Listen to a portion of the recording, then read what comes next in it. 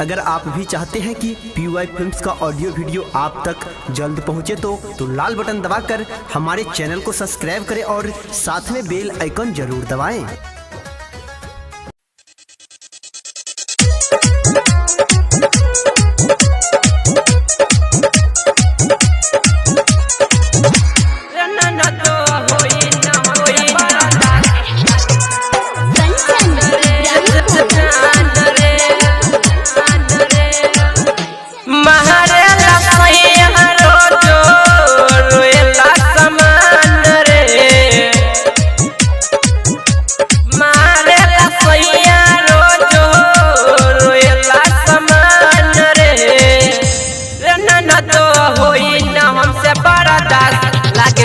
जान रे ननदो होई न हमसे बर्दाश्त लागे कि जाई जान रे।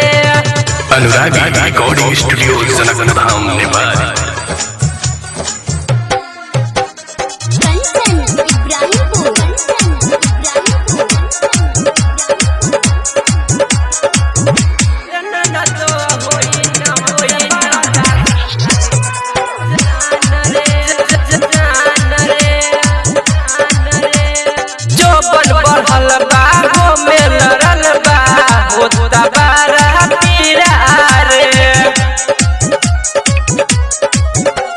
झोंके में ननदो रहे हर बराइल डालू दिल जैसे जीरा रे। पलंगे पपिया राते दिल बारे बान रे। पलंगे पपिया राते दिल बारे बान रे। ननदो होई न हमसे बर्दाश्त लागे कि जाई जान रे। ननदो होई न हमसे बर्दाश्त लागे कि जाई जान रे।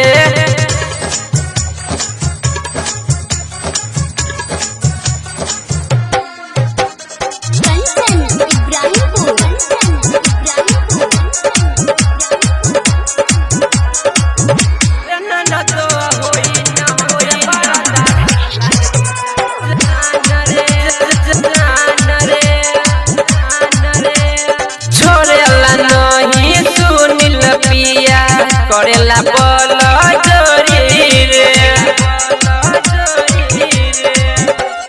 ननदी रे सुन विशाल मोहन जी फाड़ेला रोज चोली रे। लहंगा उठा के सैया दिल बार डोज रे। लहंगा उठा के सैया दिल बार डोज रे।